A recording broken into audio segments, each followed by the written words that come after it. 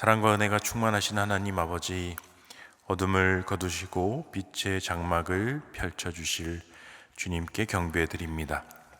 숨쉬는 이 순간마다 주님의 신실하심이 새벽 이슬처럼 내려오니 우리의 영혼이 깨어납니다. 전능하신 아버지, 잠든 세상을 깨우시는 주님의 손길이 우리 심령에도 다 새로운 소망의 불꽃이 피어나게 하여 주옵소서. 메마른 광야 같던 우리의 삶에 생명수를 부어주셔서 오늘도 주님만 의지하며 나가게 하여 주옵소서. 자비로우신 주님, 우리의 연약함을 아시는 아버지께서 견고한 반석이 되어주시니 감사합니다. 높은 산과 깊은 골짜기를 지날 때에도 주의 막대기와 지팡이가 우리를 인도하시리라 믿습니다. 길이요 진리요 생명 되신 주님, 오늘 우리가 만나는 모든 영혼들 속에서 주님의 형상을 발견하게 하시고 섬김의 손길로 하나님 나라를 확장하는 일에 쓰임받게 하여 주옵소서. 하늘이 주님의 영광을 선포하듯 우리의 삶도 살아계신 하나님을 증거하는 향기로운 산 제사가 되기를 소원합니다. 이 하루의 시작부터 끝까지 주님의 은총이 강물처럼 흐르게 하여 주옵소서.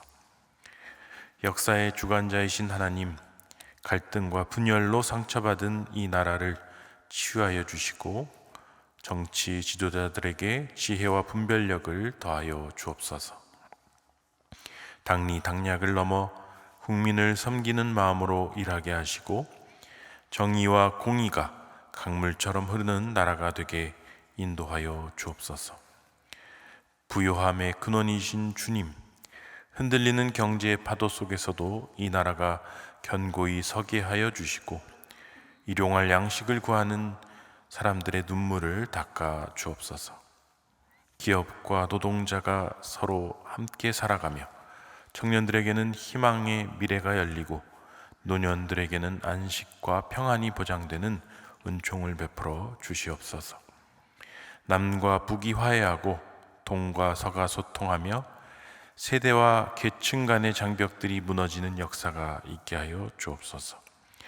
서로 다름을 인정하며 포용하는 성숙한 민주주의가 뿌리내리게 하여 주시고 또 부정부패가 사라지며 투명한 사회가 만들어지게 하시고 약자가 보호받고 정직하고 의로운 이들이 존경받는 나라가 되게 하여 주옵소서. 이 땅에 복음의 씨앗을 심으시고 한국교회를 세워주신 주님의 은총에 감사드립니다.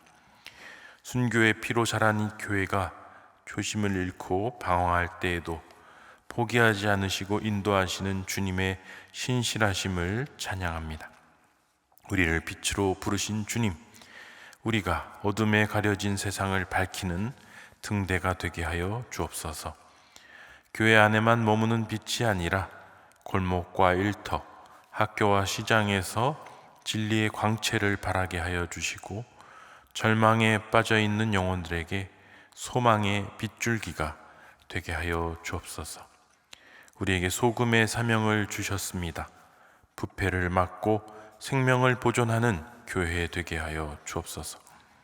녹아서 없어지는 소금처럼 낮은 곳에서 섬기며 자기를 드러내지 않고 사회를 정화시키는 거룩한 영향력을 발휘하게 하여 주시옵소서. 이 민족의 아픔을 품고 기도하며 화해와 통일의 마중물이 되는 우리 교회가 되게 주님 인도하여 주옵소서.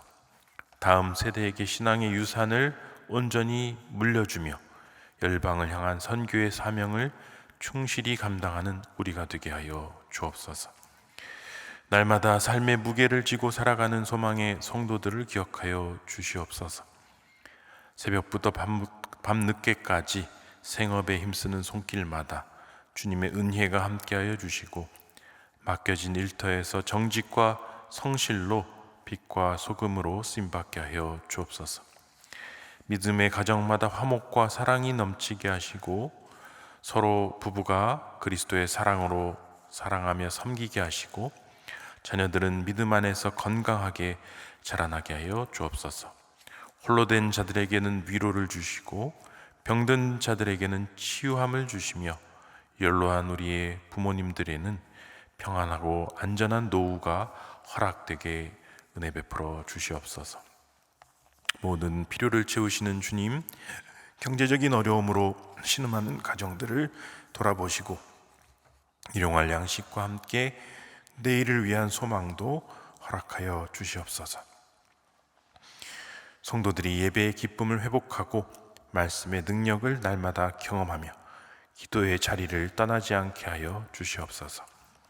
세상의 염려와 유혹 속에서도 믿음을 굳게 지키며 영원한 소망을 가지고 살아갈 수 있도록 은총을 베풀어 주시옵소서.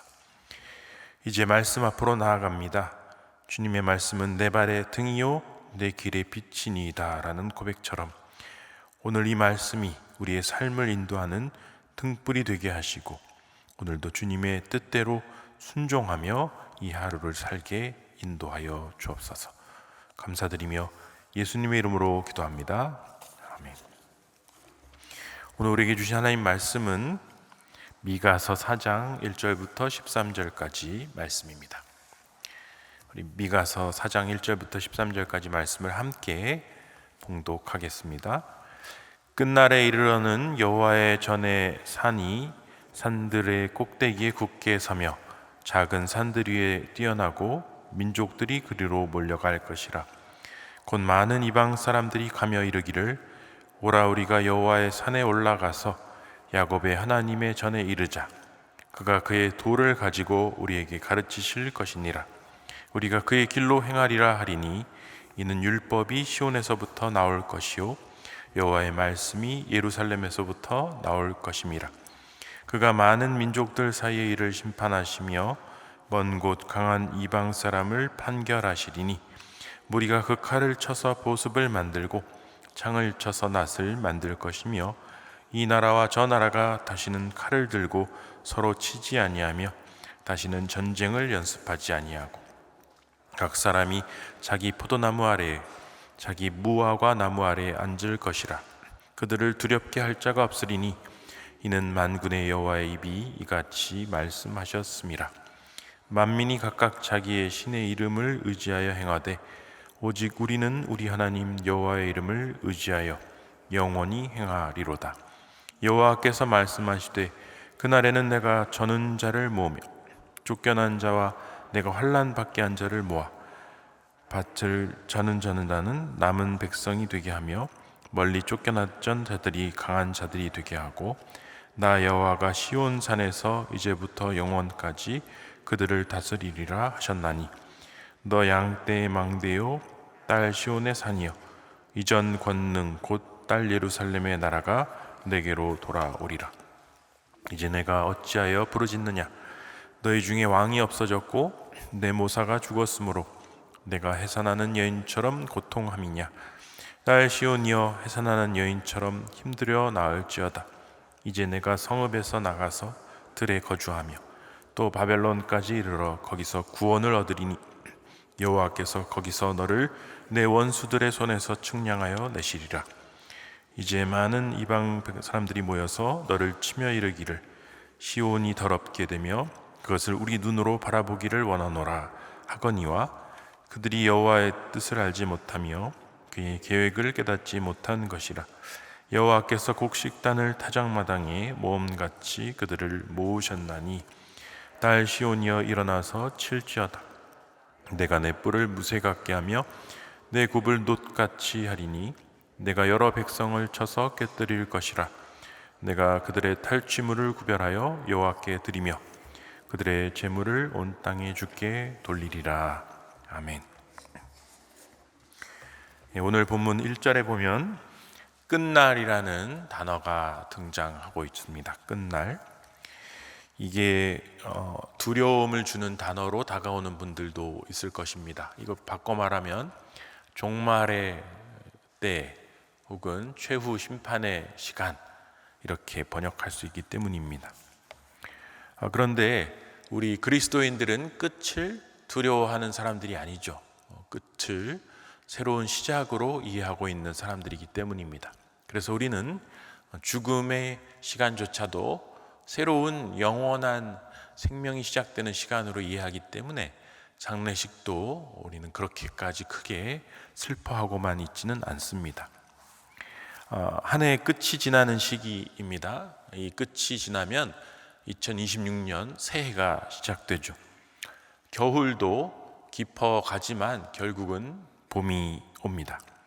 밤의 끝에 새벽이 찾아오는 것처럼 하나님의 관점에서, 성경의 시각에서 끝은 새로운 시작이고, 그렇다면 한 사이클의 완성의 시간이다, 결산의 시간이다, 이렇게 보면 좋겠습니다. 우리 2절 말씀을 함께 읽어보겠습니다. 많은 이방 사람들이 가며 이르기를 오라 우리가 여호와의 산에 올라가서 여호와의 하나님의 전에 이르자. 그가 그의 도를 가지고 우리에게 가르치실 것이니라. 우리가 그의 길로 행하리라 하리니 이는 율법이 시온에서부터 나올 것이요 여호와의 말씀이 예루살렘에서부터 나올 것임이라. 아멘. 이 너무 유명한 구절이, 그죠? 이 찬양도 있고 우리가 많이 암송하고 또 즐겨 읽는 그런 구절입니다. 여기서 제일 중요한 거는 그의 도라는 구절입니다. 그래서 영어로는 His way라고 되어 있죠. 그의 도를 가지고 우리에게 가르치실 것이다. 이 도라는 것이 무엇인지를 이해하는 것이 중요합니다. 한자어로는 도는 길입니다. 그리고 영어로도 way로 번역되어 있습니다. 그런데 히브리어에서, 즉 성경에서 말하는 도는 그 할라카라는 것인데요, 바로 암과 행위의 일치 상태를 말합니다. 우리가 어떤 길을 걸어갈 때 표지판을 보면 그 표지판이 가리키는 곳까지 가려면 걸어가거나 차를 타고 가거나 기차를 타고 가야 됩니다. 그러니까 그 길이라는 것은 단순히 길이 아닌 그 길을 걸어가야만 목표 지점까지 갈 수 있죠. 바로 그 상태를 가리키는 것이 할라카입니다. 하나님의 명령을, 십계명을 우리가 눈으로 보지만 그 명령대로 살아야 하나님의 열매를 거둘 수 있습니다. 그 성경이 말하는 도라는 것은 그냥 우리가 알고 있는 표지판을 말하는 것이 아닌 그 표지판을 따라서 걷는 삶, 그러니까 아는 것과 삶이 일치한 상태, 그것이 바로 할라카, 바로 성경이 말하는 하나님의 도를 따른다는 것의 의미입니다. 여기서 등장하는 또 예루살렘이라는 단어가 있고 시온이란 단어가 있죠. 같은 것이라고 생각하시면 됩니다. 예루살렘을 시온이라고 부릅니다. 장소적인 도시명이 예루살렘이라면 시온은 좀 상징적인, 비저너리적인, 그러니까 좀 이념적인 좌표다, 이렇게 말할 수 있겠습니다. 그리고 이 시온주의자들, 시오니스트라고 하죠. 오늘날의 시오니스트들은 이 예루살렘을 장소적인 특징으로 그냥 국한시켜서 시온을 회복한다라는 것은 예루살렘을 회복하는 것이다, 문자 그대로. 그래서 예루살렘에 거주하는 모든 이방인들, 무슬림들 다 쫓아내고 거기를 유대인들이 정복하는 것이 목표예요, 시온주의자들의. 하지만 우리는 시온주의자이지만 그런 문자적 시온주의자가 아니라 영적 시온주의자입니다. 그건 뭐냐면 바로 예루살렘을 예루살렘 되게 하는 것, 시온을 시온 되게 하는 것, 그것을 회복하자, 그런 의미에서의 시온주의자입니다. 그래서 우리는 장소로서의 예루살렘에 굳이 가서 거기를 회복하려는 의미보다는 어떻게 하면 하나님의 예루살렘을 내 삶 가운데 회복할 수 있을 것인가, 어떻게 하면은 시온의 삶을 지금 여기서 살 수 있을 것인가를 묻고 실천하는 사람들이라고 할 수 있습니다. 그러면 그 시온은 뭐냐, 예루살렘은 뭐냐? 아까 말씀드린 할라카, 여호와의 율법을 내가 나의 삶의 자리에서 실천하는 것, 그게 바로 예루살렘의 회복이고 시온의 회복이다. 여기 보면 율법이 시온에서 나올 것이다, 여호와의 말씀이 예루살렘에서 나올 것이다. 즉 그 말씀이 나와서 그 말씀이 온 세계에 전파되고 우리가 듣고 그 말씀대로 사는 것, 그것이 진정한 시온주의다. 우리의 직장이 시온이 될 수 있고, 우리의 가정이 시온이 될 수 있고, 우리가 함께 예배드리는 이곳 소망교회가 바로 시온이 될 수 있는 것입니다. 그렇다면은 이 본문에서 지금 서로 대칭되고 있는 중요한 장소적인 지리적인 지명이 하나 나오는데요. 우리 10절 말씀을 한번 먼저 뒤로 가서 읽어보겠습니다. 시작. 딸 시온이여, 해산하는 여인처럼 힘들여 나을지어다. 이제 내가 성읍에서 나가서 들에 거주하며 또 바벨론까지 이르러 거기서 구원을 얻으리니 여호와께서 거기서 너를 내 원수들의 손에서 속량하여 내시리라. 여기 보면은 딸 시온은 이스라엘 백성을 가리키는 것입니다. 그러니까 예루살렘에 살던 이스라엘 백성을 또 하나님이 시온이라고 부르십니다. 그 시온은 상징체인데 이 시온이 지금 어디로 갔습니까? 바벨론까지 끌려갔어요. 시온이 바벨론에 끌려갔습니다. 그러니까 이거는 지금 포로 상태를 말하고 있는 것이죠. 하지만 거기서 너를 속량하실 것이다. 바벨론에서. 그러니까 이 지금 바벨론이 굉장히 중요한 하나의 또 좌표로 등장하고 있습니다.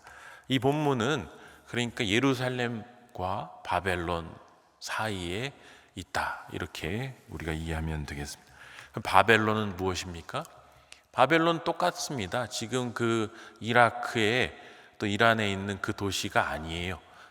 그 바벨론이 중요한 게 아니고, 바벨론은 바로 2600년 전 무너진 그 고대 도시이면서 동시에 바벨론적 질서를 말합니다. 바벨론적인 특성을 가진 제도와 질서. 그것은 무엇입니까? 모든 부를 특정한 국가, 특정한 하나의 중심이 다 혼자서 독차지하는 시스템을 말하는 것이죠. 그게 바벨론 제국 아닙니까? 모든 약한 나라들을 정복해서 뺏어가고 그들을 종으로 부리는 상태, 그게 바벨론입니다. 그래서 고대의 바벨론과 오늘 21세기 바벨론은 장소적인 의미가 아닌 그 특성에 있어서 일치한다. 그럼 우리는 시온을 사모하는 자로서 이 시대의 바벨론적 질서들을 찾아서 그것과 싸워서 그것으로부터 구출해내야 된다, 이렇게 이해할 수 있겠습니다. 우리가 3절 말씀을 읽어보겠습니다. 그가 많은 민족들 사이의 일을 심판하시며 먼 곳 강한 이방 사람을 판결하시리니 무리가 그 칼을 쳐서 보습을 만들고 창을 쳐서 낫을 만들 것이며 이 나라와 저 나라가 다시는 칼을 들고 서로 치지 아니하며 다시는 전쟁을 연습하지 아니하고. 이게 바벨론이에요, 여러분. 전쟁을 획책하는 시스템, 칼을 가지고 정복하는 시스템, 창을 가지고 죽이는 시스템이 바로 바벨론입니다. 근데 하나님은 어떻게 하십니까? 칼을 보습으로 바꾸고 창을 낫으로 바꾼다. 이게 바로 바벨론을 시온으로 바꾸는 것입니다. 바로 이 일을 실천하는 것이 할라카, 하나님의 뜻대로 율법이 시온에서부터 나와서 세상을 바꾼다. 어떻게 바꾸냐? 구체적으로 칼을 보습으로 바꾸는 것, 창을 낫으로 바꾸는 것. 제가 찾아보니까 2024년 기준 전 세계 군사비 지출액이 총 2조 4천억 달러라고 합니다. 2조 4천억 원이 아니라 2조 4천억 달러. 이 돈을 줄이면 어떻게 할 수 있습니까? 전 세계에 굶주리는 모든 사람들을 먹여 살릴 수 있습니다. 지금 북한만 봐도 그 핵무기 만드는 돈 가지고 그 백성들 다 살릴 수 있어요. 그리고 깨끗한 물도 다 줄 수 있고 화장실 상수도 다 공급해 줄 수 있습니다. 그 아이들 공장에서 고사리 손으로 일하고 있는 그 수많은 저개발국가 아이들 다 교육시켜 줄 수 있어요. 깨끗한 옷을 입혀줄 수 있습니다. 그런데 우리는 지금 뭐 하고 있습니까? 이 2조 4천억 달러로 어떻게 하면 더 잘 죽일 수 있는가, 어떻게 하면 더 치명적으로 효과적으로 파괴할 수 있는가를 개발하는데 온 정성과 자원을 집중시키고 있죠. 지금 이 3절 말씀이 말하고 있는 거예요. 칼과 창을 만드는 일에 모든 노력을 집중하고 있습니다. 우리가 당연히 이거를 또 안 할 수가 없는 게 동시에 모두 칼을 내려놓고 동시에 모두 창을 내려놓는다는 확신이 있으면 안 하겠죠. 하지만 서로 믿을 수가 없기 때문에 더 강한 칼, 더 강한 창을 만드는 일에 이렇게 과다 지출을 할 수밖에 없는 상황입니다. 하지만 이것은 그리스도인의 논리가 아니에요. 바벨론의 논리다. 우리 주님이 뭐라고 하셨습니까? 너희는 평화의 사도가 되어야 된다. 화평케 하는 자는 복이 있다. 그 화평케 하는 자는 피스메이커입니다. 피스메이커가 무엇입니까? 바로 이 무기를 내려놓고 그 무기를 바꿔서 농작물을 다시 경작할 수 있는 도구, 생산적인 도구로 바꾸는 것. 그래서 모든 사람들에게 전쟁의 위협이 아닌, 그리고 서로 짓밟는 경쟁이 아닌 함께 살아갈 수 있는 세상을 만드는 것이 그리스도인이 할 일이다라고 하나님이 말씀하고 계신 것입니다. 그래서 그 이상향이 무엇이냐? 4절 말씀을 읽어보겠습니다. 각 사람이 자기 포도나무 아래와 자기 무화과 나무 아래에 앉을 것이라. 그들을 두렵게 할 자가 없으리니 이는 만군의 여호와의 입이 이같이 말씀하셨습니다. 이게 정말 중요한 겁니다. 왜냐하면 자기 포도나무, 자기 무화과 나무, 이 자기라는 단어가 의미하는 바가 바로 사유재산을 말하는 거거든요. 그러니까 이게 큰 게 아니에요. 천국이라는 것, 뭐 천년왕국이라는 것은 금으로 번쩍거리고 은으로 뭐 길을 깔고 그런 게 아니라 그냥 내가 먹고 살 수 있는 나의 분깃만 있으면 되는 거예요. 내 포도나무, 내 일터, 그리고 내 무화과 나무, 내가 먹고 살 수 있고 우리 가족이 살 수 있는 그냥 작은 공간, 나의 분깃만 있으면 사람은 행복하게 살 수 있다라는 거예요. 그런데 이게 어렵다는 것입니다. 역사 속에서 이렇게 자기 포도나무와 자기 무화과 밭과 자기 집에서 안식하면서 평안하게 태평성대를 누린 역사가 인류 역사 전체에 극히 드물다. 그리고 전체 모두가 다 이렇게 살기가 너무나 힘들다. 자, 그것을 지금 얘기하고 있습니다. 하지만 이것을 실현시키겠다. 이것이 바로 하나님께서 우리에게 주시는 약속이고 또 우리 그리스도인들이 해야 할 일이다. 이렇게 말씀드릴 수 있겠습니다. 오늘 우리의 현실은 너무나 암담하죠.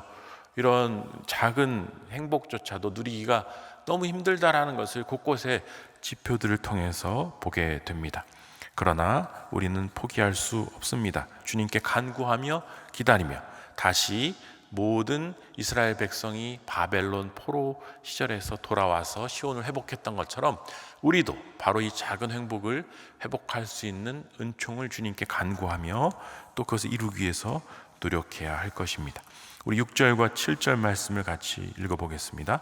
여호와께서 말씀하시되 그날에는 내가 저는 자를 모으며 쫓겨난 자와 내가 환난 받게 한 자를 모아 발을 저는 자는 남은 백성이 되게 하며 멀리 쫓겨났던 자들이 강한 나라가 되게 하고 나 여호와가 시온 산에서 이제부터 영원까지 그들을 다스리리라 하셨나니. 그리고 8절까지 읽겠습니다.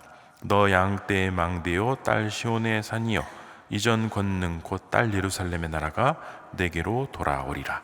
얼마나 희망 가득한 말씀입니까, 여러분? 이 중요한 게 뭐예요? 그 날에는 내가 너를 모으며, 모은다라는 단어, 그리고 8절에 돌아오게 한다라, 돌아온다, 모은다, 그리고 7절에 보면은 다스리겠다, 여호와가 다스리겠다, 강한 나라가 되게 하겠다. 이게 다 회복의 메시지예요. 그리고 누굴 회복시키냐? 저는 자, 그리고 쫓겨난 자, 환난 받는 자, 그렇죠? 멀리 쫓겨났던 자. 그리고 그 회복의 상징이 뭐예요? 시온입니다. 시온. 나 여호와가 시온산에서. 그리고 또 내 딸 시온의 산이요. 무엇입니까? 이건 바로 장소로서의 예루살렘, 아까 말씀드린 예루살렘 시온은 잃어버린 이스라엘이 회복되는 것의 상징 장소입니다. 그러니까 이 시온은 그 중동의 예루살렘이면서 동시에 아까 말씀드린 우리 각 개인의 잃어버린 것들이 다시 회복되는 바로 그 지점, 바로 모든 것들을 다시 찾을 그 지점, 그리고 우리의 모든 상처와 아픔과 고통과 포로됨이 다 자유케 될 해방의 지점, 그게 바로 시온이다. 이렇게 이해할 수 있겠습니다. 또 가장 중요한 단어가 뭐냐면 7절에 남은 백성이라는 단어 나오죠. 여기 남은 백성, 남은 자라는 사상이 있습니다. 그 렘넌트라고 하는데요. 구약 성경의 가장 중요한 사상 중에 하나입니다. 나무를 잘랐을 때 그 그루터기를 말하는 겁니다. 그래서 나무 전체가 날아갔더라도 그루터기가 남아있으면 거기서 다시 새순이 돋을 수 있는 것처럼 이스라엘 백성이 다 잘라지고, 그래서 뿌리채 뽑힌 게 아니라 그루터기가 남긴 채 나머지는 다 바벨론으로 끌려갔는데 끝이 아니라는 것입니다. 거기 남아있는 거룩한 백성들이 다시 기도하며 또 눈물로 씨를 심어서 회복시킬 것이다. 거기서 다시 나무가 솟아나고 숲이 회복될 것이다. 그게 바로 구약 성경의 남은 자 사상이다. 이렇게 말씀드릴 수 있겠습니다. 이 남은 자 사상이 있기 때문에 우리는 희망을 가지고 소망을 가지고 현재의 모든 아픔들에 좌절하거나 굴하지 않고 다시 일어설 수 있는 것입니다. 그래서 우리 10절 말씀 이제 읽어보겠습니다. 다시. 딸 시온이여 해산하는 여인처럼 힘들여 나을지어다. 이제 내가 성읍에서 나가서 들에 거주하며 또 바벨론까지 이르러 거기서 구원을 얻으리니 여호와께서 거기서 너를 내 원수들의 손에서 속량하여 내시리라. 아멘. 여기 바로 바벨론에서 속량하겠다. 그리고 11절 12절은 바로 모든 원수를 지금 소집하는 장면이 나와요. 11절 12절에 보면은 모든 대적들 다 불러 모아라. 그 모든 대적들이 보는 앞에서 내가 그들을 다 파괴하겠다. 마지막으로 우리 13절 말씀 읽겠습니다. 딸 시온이여 일어나서 칠지어다. 내가 내 뿔을 무쇠 같게 하며 내 굽을 놋 같게 하리니 내가 여러 백성을 쳐서 깨뜨릴 것이라. 내가 그들의 탈취물을 구별하여 여호와께 드리며 그들의 재물을 온 땅에 주께 돌리리라. 이게 뭐냐면 모든 대적들을 불러 모으고 특히 그 바벨론을 다 부수고 그 모든 시스템을 다 망가뜨린 후 새로운 시온의 질서, 새로운 예루살렘을 다시 건설하고, 그게 끝이 아니에요. 그 바벨론이 뺏어갔던 탈취물을 다시 다 뺏어온다는 것입니다. 그들의 재물을 다 뺏어와서 그것을 누리고 주님께 바치고 모든 자들에게 나눠준다라는 것입니다. 바로 이집트에서 출애굽할 때 이스라엘 백성들이 애굽의 재물을 다 가지고 나갔던 것과 같은 바로 그 대역전 복수의 날이 바로 끝날, 그날 여호와의 날에 이루어질 것이다. 사랑하는 여러분, 대림절은 바로 그 주님의 임재, 재림을 기다리는 절기입니다. 이 주님의 회복을 기다리면서 내 삶과 나의 이 나라와 또 세상 속에 주님의 질서가 회복되기를 기대하고 또 소망하면서 주님의 성탄을 기다리는 남은 시간들 되실 수 있기를 주님의 이름으로 축원합니다. 함께 기도하겠습니다. 하늘에 계신 우리 아버지, 아버지의 이름을 거룩하게 하시며 아버지의 나라가 오게 하시며 아버지의 뜻이 하늘에서와 같이 땅에도 이루어지게 하소서. 오늘 우리에게 용할 양식을 주시고 우리가 우리에게 잘못한 사람을 용서하여 준 것 같이 우리 죄를 용서하여 주시고 우리를 시험에 빠지지 않게 하시고 악에서 구하소서. 나라와 권능과 영광이 영원히 아버지의 것입니다.